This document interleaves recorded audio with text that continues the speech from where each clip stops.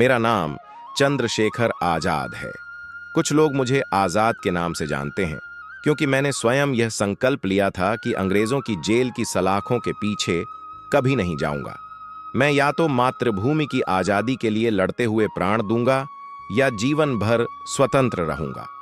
मेरा जन्म 23 जुलाई 1906 को मध्य प्रदेश के भाबरा गांव, अब चंद्रशेखर आजाद नगर में हुआ था। मेरे पिता का नाम पंडित सीताराम तिवारी और माता का नाम जगरानी देवी था। मैं बचपन से ही जिद्दी, निर्भीक और चंचल स्वभाव का था। मुझे तीर कमान चलाना और जंगलों में घूमना बहुत पसंद था।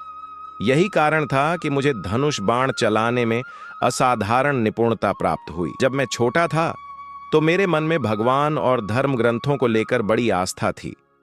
बनारस जाकर मैंने संस्कृत की शिक्षा प्राप्त की। लेकिन जब मैंने देखा कि अंग्रेज हमारे देशवासियों को गुलाम की तरह अपमानित कर रहे हैं तो मेरा मन क्रांतिकारी विचारों से भर गया। 1921 में जब महात्मा गांधी ने असहयोग आंदोलन का बिगुल बजाया तब मैं मात्र 15 वर्ष का था। लेकिन देशभक्ति मेरे अंदर इतनी प्रबल थी कि मैं उस आंदोलन में शामिल हो गया। अंग्रेज पुलिस ने मुझे गिरफ्तार किया और अदालत में पेश किया।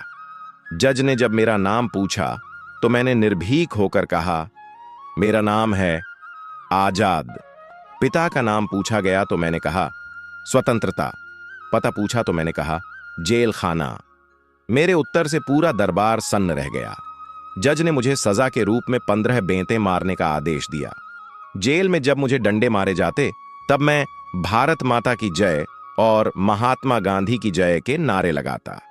उस दिन से लोग मुझे चंद्रशेखर आजाद कहने लगे।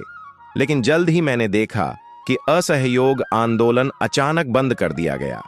मेरा मन बहुत दुखी हुआ क्योंकि मैंने तो स्वतंत्रता के लिए प्राण देने का संकल्प लिया था। तभी मेरा रास्ता बदल गया। मैं क्रांतिकारी मार्ग पर निकल पड़ा। मैंने काकोरी कांड, असेंबली बम कांड और कई बड़े आंदोलनों में हिस्सा लिया। मेरे साथी थे पंडित राम प्रसाद बिस्मिल, अशफाक उल्ला खां, राजगुरु, भगत सिंह, सुखदेव और अन्य वीर। हमने मिलकर Hindustan socialist Republican association HSRA का गठन किया। हमारा उद्देश्य था अंग्रेजों की गुलामी से भारत को मुक्त कराना। मेरे जीवन का हर क्षण क्रांति के लिए समर्पित था। मैं अपने साथियों को हमेशा यही सिखाता, दुश्मन की गोली का हम सामना करेंगे, आजाद ही रहे हैं, आजाद ही रहेंगे। मुझे याद है 1925 का काकोरी कांड। हमने ट्रेन से सरकारी खजाना लूटकर अंग्रेजों को कड़ा संदेश दिया कि अब भारतीय गुलाम नहीं रहेंगे। लेकिन इस घटना के बाद कई साथी पकड़े गए। बिस्मिल भाई, अशफाक उल्ला खां, राजेंद्र लाहिड़ी और ठाकुर रोशन सिंह को फांसी हो गई। उस दिन मेरा हृदय रो पड़ा, लेकिन मैंने खुद को संभाला और संकल्प लिया कि उनकी शहादत व्यर्थ नहीं जाएगी। मेरे साथ भगत सिंह भी जुड़ गए थे। वह मुझसे छोटे थे परंतु साहस और बुद्धिमानी में किसी से कम नहीं। मैंने उन्हें अपना छोटा भाई माना। हम दोनों ने मिलकर अंग्रेजों को सबक सिखाने के कई योजनाएं बनाईं।